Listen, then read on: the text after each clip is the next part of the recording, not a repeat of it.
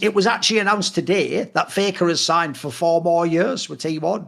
Now, first things first on this, Yamato, is like, bearing in mind, there was a very real possibility in the last couple of years, it was almost hinted at, like, maybe Faker will just retire. Like, first of all, I'm assuming, by the way, it goes without saying, if you're T1 and you've spent as much money as you have on this guy, like he has an enormous salary to this day, you obviously want him to retire as a T1 player. You don't want him to do the thing of like, oh, he's not good enough for T1 anymore, so, he's going to the LPL. No, ideally, you want this guy to do some Kobe Bryant Lakers shit where he never, ever plays in another jersey. He's just in this team forever. And I would assume it goes without saying that what you actually also want is when he's retired, he doesn't just fuck off like, see ya, I'll see you in all the Hall of Fame shit. No, you want him to be the ambassador of T1 for years going forwards. And much as years later, actually after StarCraft 2, they even brought Boxer and people like that back to T1 and had them involved with the org, etc. So I even think, Yamato, I'll give someone a very quick analogy here.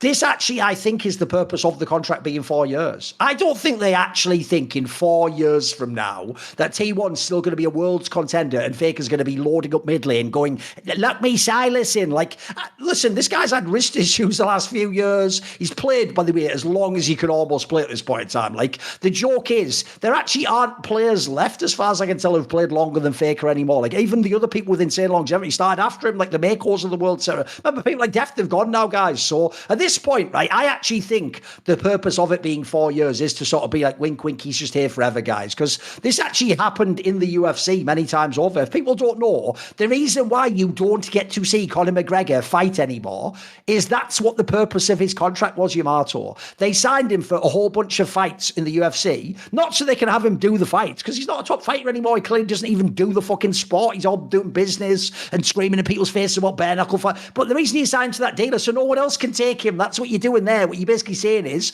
look, enjoy the money. They're never going to call you on this fight, but you'll just stay here and you'll just be here until the end. That's it. Because also, if you're the UFC, the last thing you ever want is Conor McGregor going and doing combat sports elsewhere. He's your guy. You built him up. So what do you think of this move? Like, first of all, do you think does he retire in T1? And then here's the other angle. This is a harder one. How long do you actually think he can play? How long can he play in T1?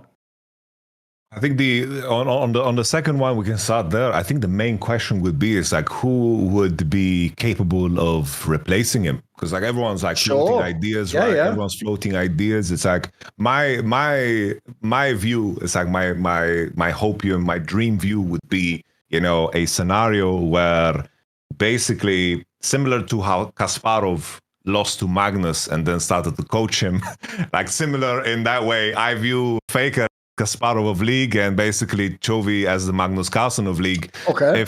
If Chovy somehow made it onto T1 and Faker would still be involved with the team, that would be absolutely insane. People would be obnoxious about the Chovy Worlds wins because they wouldn't count them for some weird reason. But I think that idea in itself would be insane because a lot of these other names who would be capable of replacing him, it's like you need to find someone that is at the peak of their career and has a lot more to give. And like a player like BDD, he might be popping off and playing super well, but he is very, very deep into his career already, and he's not playing at his peak in my mind. It's like his peak was maybe during the KT Super Team. He's still playing super, super well, but he's doing so in a way that makes him, of course, look a lot better because he's playing with players that are not so good. A scout. And doesn't that also feel like, wait a minute as well, BDD also feels like some Figo joins fucking Real Madrid after Barcelona shit too. It's like, bro, he was like I know what you mean about it. Here's the problem. I think despite what you say, if T1 fans know they can't have Faker anymore, they would love having Chovy, mate. All of a sudden, if anything, they'd probably go the other way, bro. I always said he was the best. Like they'd just do that shit, wouldn't they? But I don't know if they'd accept BDD is my problem, because I do feel like, one, he is a bit underrated anyway, and then two, they just view him as a loser and they think he's just losing to Faker all the time. I think in some ways that'd be a hard sell. You don't think so? Yeah, it would be very, very tough. It's like I don't think there would be anyone capable besides Chovy. Because I do think he'd be very good. Like BDD could still be good for sure. Yeah, Scout was obviously another good name. Yeah, it's like people mentions like Showmaker, but like Showmaker Scout, they're not playing so well currently. Yeah, it's like that's the like Faker has outlived them. Like it doesn't work. But Faker seems to be like the type of player that just wants to. I think he will play longer, way longer than he should. Okay, that's my imagination. I think at this point, he's been competing at the highest level for such a long time. I imagine that this is what gives him like the biggest thrill. I think that he's going to play until his arms fall off. Like that's how I imagine it.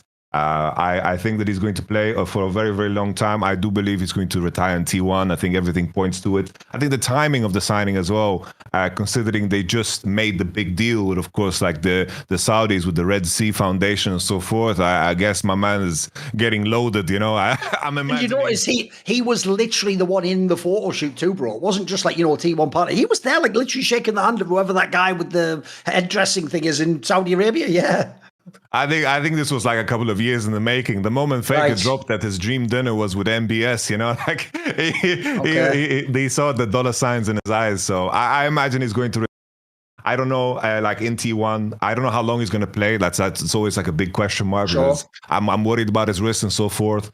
Maybe there's a player in the future that would be capable of replacing him, but I think the entire league ecosystem kind of sighs out in relief, you know? At least he's not going to do like the Michael Jordan thing where he goes off and plays like a different esport that nobody cares about, you know? Obviously, baseball was a big sport, so maybe not that harsh, but it would be random if Faker just got interest in something else and peaced out. But this way, I can tell you, if people don't know, Michael Jordan was like okay at baseball. I'm not an expert, but I've looked up like what people said about who had like knowledge of baseball. He was all right, okay, but the problem is, I know what you mean. What makes that whack, I can tell you, if anyone saw Flash play StarCraft 2, they'll know this.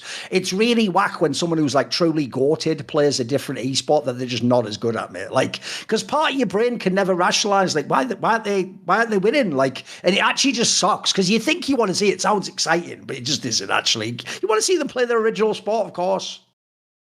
So I think the 4 years, amazing. Like we have always given T1 props for managing to secure Faker because I just wish I was a fly on the wall in some of those Faker off seasons in terms of how wanted he must have been at the peak of like money flowing, whether it was in North America or in China, because people were willing to swing a lot of fucking money, and now the longevity of Faker within T1 is really paying its dividend now, because I do think that Faker staying in this organization made it continuously grow in terms of fandom and also the potential revenue that they could make. I think this is the biggest win for T1. See more cool, funny, interesting clips based on topics from my content? Well, subscribe to this channel then, or, be a pleb and don't.